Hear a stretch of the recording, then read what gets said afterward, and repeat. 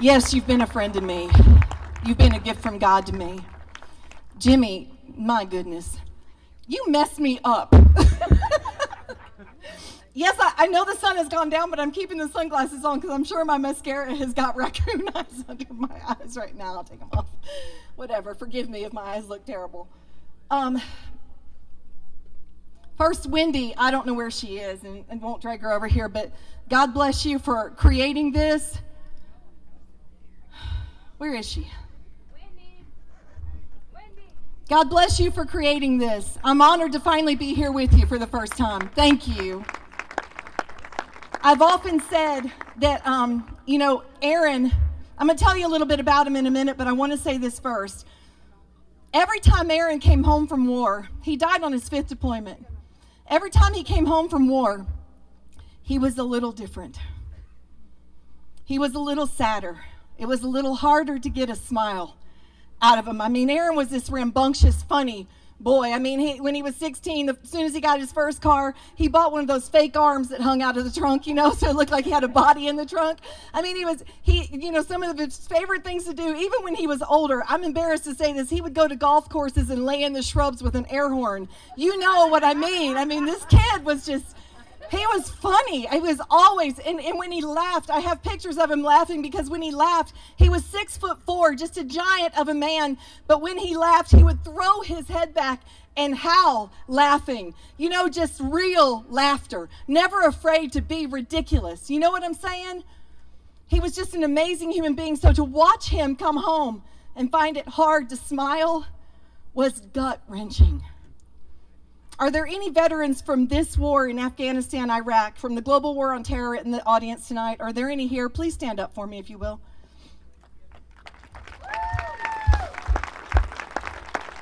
Just stay standing if you will. Please stay standing. I want to look you in the face when I say this. You are the next greatest generation. Yes, yes, yes. You are. America's longest war in the history of our nation, fought by an all-volunteer military. Less than 0.5% of our citizenry ran to that fight, and you did it. And I thank God for you. Amen. You can have a seat. Thank you. Thank you, every one of you. Aaron was a kid who, the most important thing I'll ever tell you about him was that he gave his life to Jesus at a very young age. Every single thing he did in his life was directed by his passion and love for Christ. Everything he did. God gave him a discernment. It really turned out to be the death of him, honestly. God gave him a discernment about evil. He was a person who could never look away from evil. Have you known a person like that? No matter how much everybody else wants to pretend it's not going on, he didn't have the ability to ignore it. I mean, and sometimes he would literally embarrass us about it because, when you're just trying to play it cool as a parent, your kid's going, well, that's not right, and you know it, I mean, he was that kid. He just always had this drive. By the time he was 8 years old, he would tell anybody who would listen that he was going to be a Navy SEAL. I'm going to fly through this part because it's not the most important part, but I want you to know a little bit about him so it makes sense what I say afterwards. Aaron was skinny, he was tall, he was awkward, he was 6'4" by the time he was 12, and he weighed about 130 pounds soaking wet. You've seen the kids, they have a size 13 shoe, he tripped over his feet everywhere he went. When he would tell people he was going to be a SEAL, they would just laugh because he did not have the stature of a Navy SEAL, right? Didn't look like it. He was awkward, clumsy. And I tell you, I tell people this story because it's funny, just fast forwarding. Aaron was always trying to gain weight, always trying to fill his body out, And I thought, if there was one day in my life where somebody said, girl, you need to gain weight, I would be like, yes. But no, I never had that day. So anyway, Aaron, just fast forwarding real quick, Aaron was in Iraq for his first deployment. He called home one day. And before I tell you what he said, I have to tell you this. So I'm a stress eater. Can anybody relate? You know those women who say, oh, I lost all this weight because I was so stressed. Have you met those people? I don't believe you. When I'm stressed, I eat. So, on those times when he would be deployed, his dad would say, hey, I brought home this pie. Do you want a piece? And I would say, step away from the counter. I want it all. Get away now. So you have to understand that. So Aaron calls home from Iraq, and he is so excited. I swear, I don't know what he's done, but I feel like it's going to be some big thing, like he killed Saddam Hussein. I mean, he was just so excited. And I said, son, what is going on? He said, Mom, I've reached 220 pounds. And I'm like, yes, so have I. We will celebrate home. Woo! It's going to be good. Anyway, by the time Aaron was a sophomore in high school, he was a really aggressive person. He had earned a starting position on both sides of the line on his football team, 160 pounds. And the biggest compliment he ever had was his coach said he always plays bigger than his size. I think in my life, how many times I wish somebody could say that to me. She just plays bigger. I didn't mean it like that. A person who just gives it all. So right before the first game of his senior season, could somebody grab me a glass of water too? I think it's the wind up here. It's just like drying your mouth out. On the Thursday night, thank you very much. On the Thursday night practice, before the first game of his senior season, he blew out the anterior cruciate ligament in his left knee. Now, by this time, he was being recruited by some small colleges, and he, even though his only goal was to become a Navy SEAL, he thought he'd play a little bit of college ball because that would be really cool, right, before he went into the SEAL Challenge program. But the goal was always the SEAL Challenge program. So he went in and had surgery, had the ACL repaired. Everything went fine. He rehabbed so hard and so fast that within 6 months, he was running a 4.40 at 6'4" tall. It was very impressive. And so colleges actually started recruiting him again. Coaches sent out game tapes and things, and they started recruiting. And he's like, okay, you know, so that might be it. That might be the path. I might go to college. Well, right before he graduated high school, he was playing a pickup game of basketball with some friends, and he blew his knee out again. And so it was devastating, but he thought, you know, he's a believer. He knew what God had called him to do. He's like, okay, so no football in college, but I know that I can get this rehabbed. I can get it replaced again. I can rehab. I can get it done in time to become a Navy SEAL, you know, within the next year. So we go into the surgery, and his surgeon comes out about 2 hours in, and he says, Mr. and Mrs. Vaughn, he sits down with my husband, Billy, and he said, Mr. and Mrs. Vaughn, I have something, difficult to tell you. He said, there was nothing I could do to repair Aaron's knee this time. He said, it's obliterated. The joint is obliterated. There is absolutely nothing left to attach a new anterior cruciate ligament to. And then he said these words that I'll never forget. He said, Aaron is going to spend the rest of his life somewhat handicapped.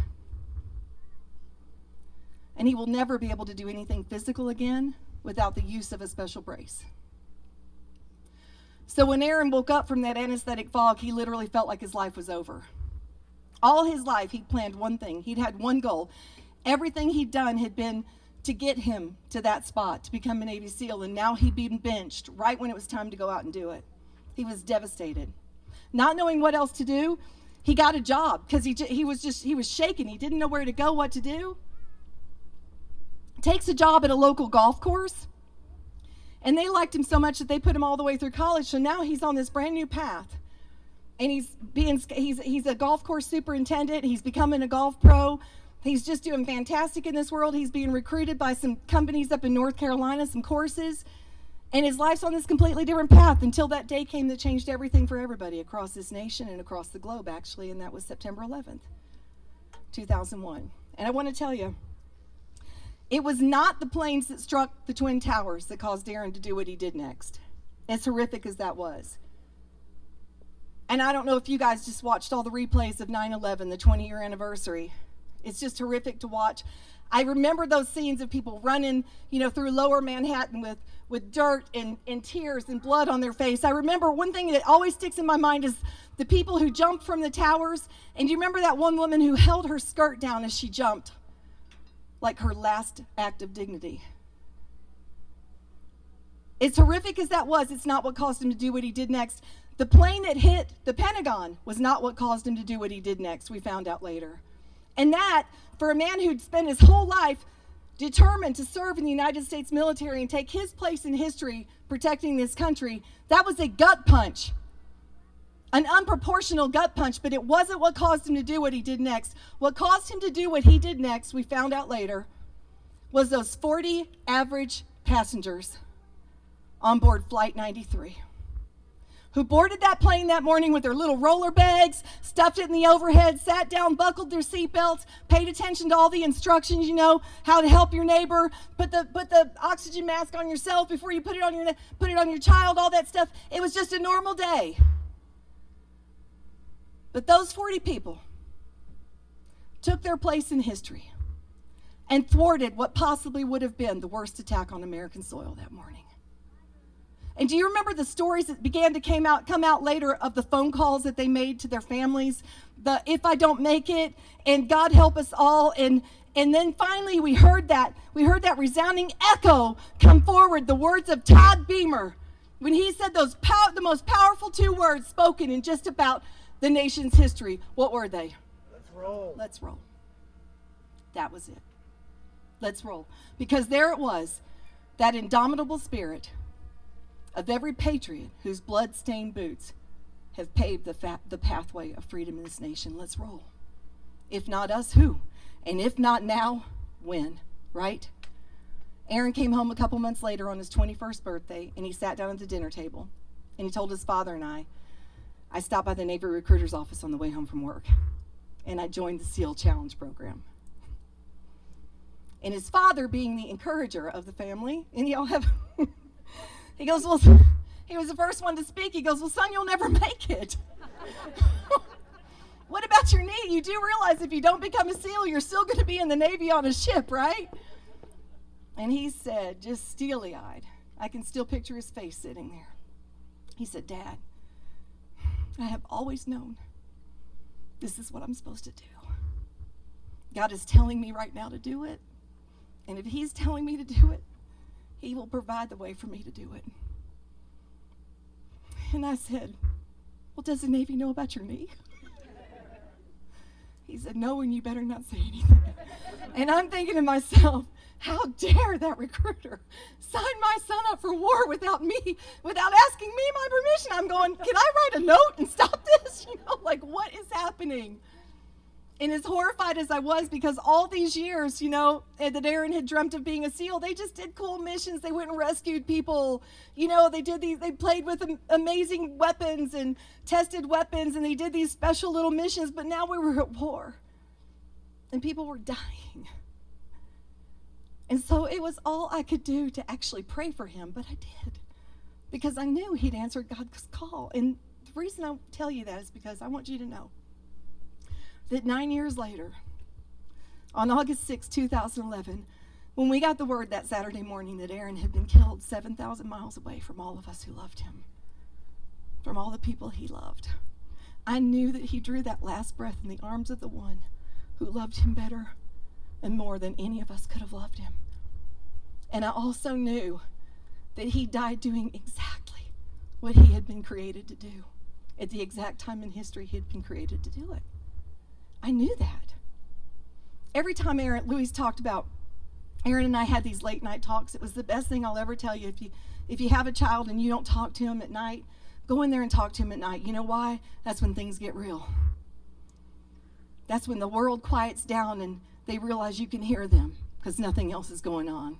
We had those late night talks right up, like Louise said, the very last night that I was with him on earth, 6 weeks before he died. I had gone up to Virginia Beach to see him before he deployed. He and his wife had just had their second child. Chamberlain was 3 weeks old when he left. Reagan was almost 2. And I remember sitting there that night, even that night, he said the same thing that he had said to me every single time we had one of these late night talks since he'd been a Navy SEAL. He said to me, I can't believe God has let me do this. I can't believe he's let me do this. Who says that when they're going to war? I couldn't get it. I couldn't understand it, but I knew that was the burden of his heart. I knew that's what he's created for, and I want to tell you why. Because he knew, like I know, that the United States of America is the greatest nation ever devised by man. He knew, like I know, that it is worth fighting for, and it is worth dying for. And he knew, like I knew, that he was willing to go fight kinetically for this country. And I know that it has become my challenge to fight for this country culturally, to not let it be swept away, to not lose our constitutional freedoms, to not be driven into socialism or communism. Listen, Aaron Vaughn died to keep us free, and I will die doing the same. I won't have it. I don't know what it's like for you guys, but I live in Florida with the greatest governor in the nation right now. It's a gift, trust me. God put me there for a reason because he knew that I would probably hurt somebody if I lived in California. Forget it. Gavin Newsom, I would have had my legs around his throat. I don't know what I would have done by now. It's not funny though.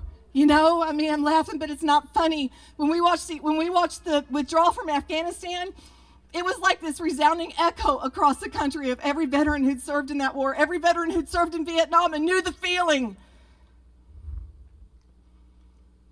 of giving away all of that precious blood and treasure. Knew what it felt like to come back to a country who didn't respect what they'd given. And then when we gave up Bagram in July, I don't know about you guys, how'd you feel about giving up Bagram in July? Did you feel like a disaster was coming? It's been tough, hasn't it? And then like Louise said, on August 26th, we had the second largest loss of life in the last 10 years of war, the previous one being my son. 13 service members killed, and yes, it was gut-wrenching to watch that. I'm not saying this to be political. It's not political. It's about America. We do better than that. We're better than that. I've had people in the last weeks writing me from Afghanistan begging for help to get out. American citizens begging for help to get out. We're better than that. But my message tonight for every single person who served in this war and every person who served in the wars before that, but especially who served in this war, I want you to know what you gave was not for nothing. You raised a generation of Afghans who tasted freedom, who saw what it looked like to be good and to be noble and to be free. They saw it. You also raised a generation, like Louise said, of young Americans who grew up not even knowing what a terrorist attack was, thank God, right? No terrorist attack on our soil in the past 20 years because of you, because of what you've given. So don't you dare hang your head and say it was for nothing, because it was not for nothing. I'm sorry for the way it ended, but it was not for nothing.